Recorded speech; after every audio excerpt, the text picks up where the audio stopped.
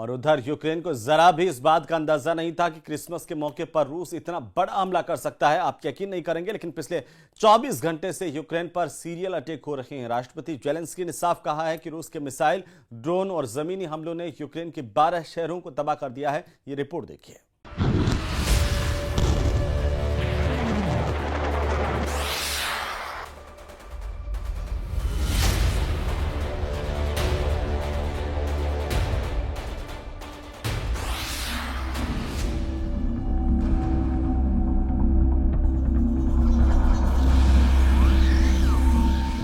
एक 1035 दिन के युद्ध में किसी को भी अंदाजा नहीं था धूमधाम से क्रिसमस मनाने वाले रूस और यूक्रेन एक दूसरे पर क्रिसमस बॉम्बिंग कर सकते हैं। पिछले 24 घंटे में पुतिन ने पूरे यूक्रेन में क्रिसमस बॉम्बिंग करके कम से कम यूक्रेन के 12 शहरों के चीथड़े उड़ा दिए हैं। खुफिया सूत्रों से यह भी पता चला है कि रूस ने कम से कम 100 मिसाइलें यूक्रेन के अलग अलग इलाकों पर दागी।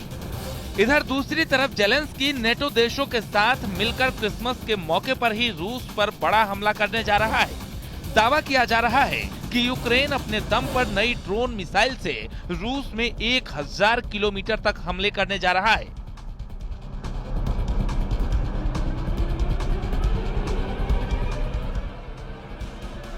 जैसा उसने रूस के कजान शहर पर किया था, जिसमें यूक्रेन के 8 आत्मघाती ड्रोन ने रूस के कजान में 6 इमारतों को तबाह कर डाला था। हम आपको दिखाने जा रहे हैं कि रूस ने अचानक क्रिसमस के मौके पर ही यूक्रेन पर हमले क्यों किए हैं।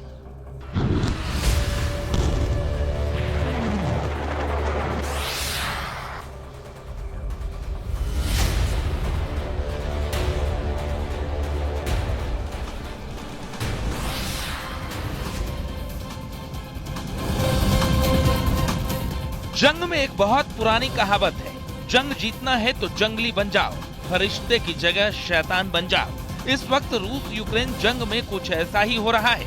क्रिसमस के मौके पर रूसी सेना ने जिस तरह के हमले यूक्रेन पर किए हैं, उससे साबित हो गया है कि युद्ध के दौरान त्योहार कोई खास तारीख या समय मायने नहीं रखते।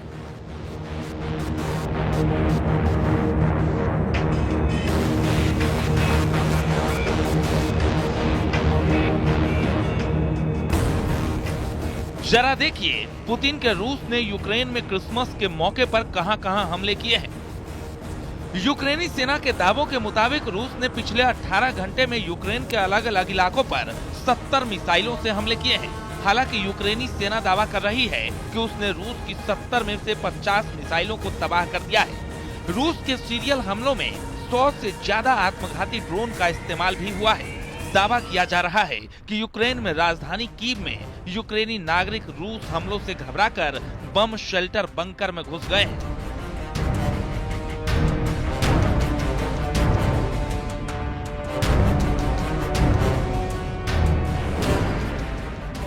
कुछ लोगों ने मेट्रो स्टेशन में शरण ली है।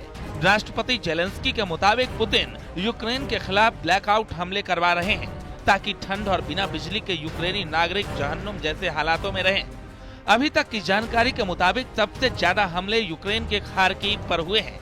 रूसी हवाई हमलों में यूक्रेन के ऊर्जा और बिजली इलाकों को तबाह किया गया है। दावा किया गया है रूस का यूक्रेन पर यह 13वां बड़ा हमला है।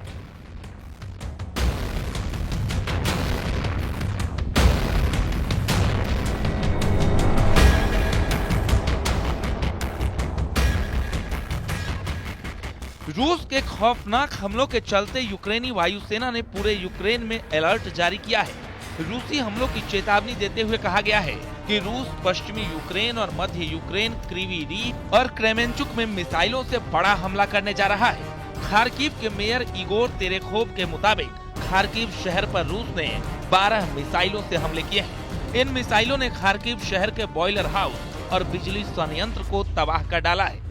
यूक्रेन के उत्तर पूर्व में खार्किव पर भी बड़े ड्रोन हमलों की चेतावनी दी गई है।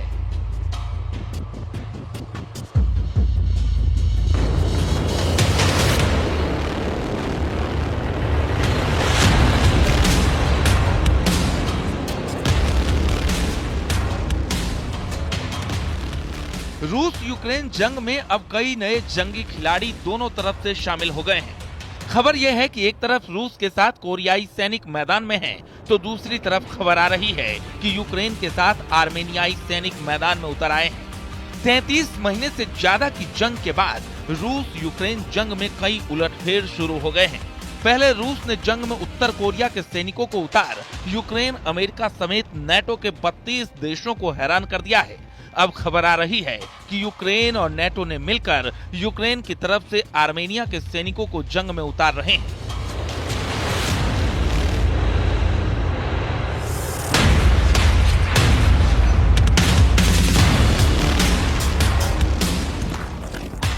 हैरानी की बात तो यह है कि आर्मेनिया को राष्ट्रपति पुतिन और रूस का समर्थक माना जाता है, लेकिन जो खबरें आ रही है उसके मुताबिक अब आर्मेनिया की तरफ से सैनिक रूसी सेना पर हमले करेंगे। आर्मेनिया के सैनिक घातक हथियारों से लैस होकर जंग के मैदान में पहुंचने लगे हैं। इधर पुतिन की तरफ से उत्तर कोरिया के 15,000 सैनिक नए साजो सामान और तैयारियों के साथ रूस पहुंच रहे हैं।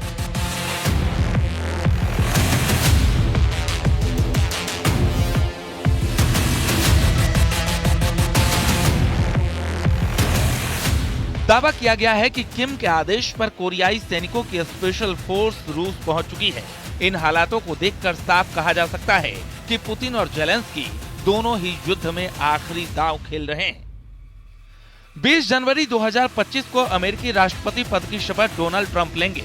ऐसे दावे किए जा रहे थे कि ट्रंप जंग रुकवा सकते हैं, लेकिन जो हालात बने हैं उन्हें देखकर साफ कहा जा सकता है कि पुतिन यूक्रेन को अब जरा भी संभलने का मौका नहीं देंगे। पुतिन चाहते हैं कि ट्रंप की गद्दी संभालने से पहले आधा यूक्रेन रूसी सेना जीत ले।